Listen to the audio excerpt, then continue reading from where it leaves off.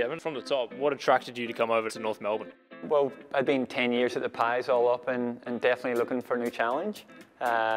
North list, a young list with a lot of talent. It looked like it was a really good place to challenge myself and bring a new program to that young group, and a program that hopefully they'll respond really well to and help them shoot up the ladder. So that, probably coupled with, Nobes, was really impressive, and watching the group last year and hearing him speak was really impressed with Nobes. So definitely keen to get working with him. With the off-season training ramping up, how do you help ensure the players aren't doing too much too early after their post-season break? Yeah, interesting. This year has been a bit different because we're in the lockdown period in Melbourne, Victoria.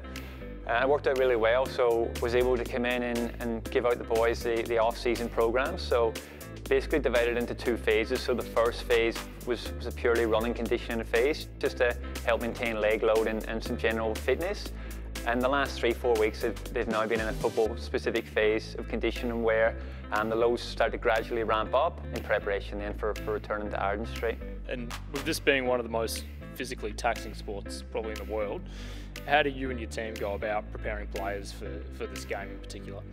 I think the biggest thing of the journey is basically separating running conditioning from football conditioning. So I think a lot of the old school message of training was skills separate to the conditioning aspect, put your runners on and top up at the end of training for 3 or 4 Ks of conditioning, where I guess the programming philosophy that I'll bring is it is a football fitness program. So everything that we do is running the patterns that those boys run and the roles that they play.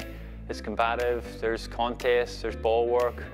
90% of the conditioning aspects that they'll have in the program moving forward will be fully specific and role specific. So it does bleed into them developing as football players, them developing under game demands, and hopefully enhancing the overall team performance. Is there anything in particular you look at this group and you see they need to improve at, or is there any area where you see that they're excelling at and you want to kind of add to that? With last year, the play-on rule especially, I think the need for speed and acceleration is definitely one that we want to pursue. So it's probably teaching the boys, to get out in that first 5 to 10 metres and to be able to go repeat effort from contest to contest in high transition. So definitely having a real focus on transition with intent and getting out early with that early acceleration and power. And we've seen you here with quite a few of the Victorian boys out in Arden Street the past couple of weeks. And how have you gone about writing programs for the boys that are also interstate? Basically, I do a voiceover of what the conditioning program, the strength programs look like, and then it's just about touching base through the phone every week. So like a Tommy Powell in Adelaide or Kyron up in Perth, it's been really easy just to touch base with them every week or every couple of weeks to see how they're progressing, so that they're in the same position as the Victorian boys on day one. And someone who's just joined us recently is Daniel Cross. Can you give us a comment about him and what he'll bring to this team?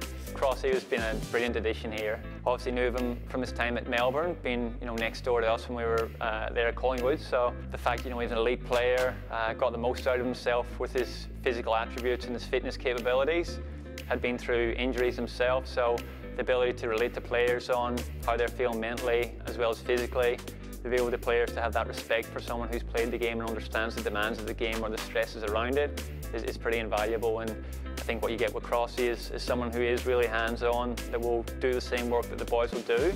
Definitely won't be standing there with a stopwatch, I wouldn't think. So yeah, he's been brilliant already in the short time that I've got to work closely with him, but I say a really good addition to the team, and hopefully it stands us in good stead having someone that was an elite AFL player as well, being in our club.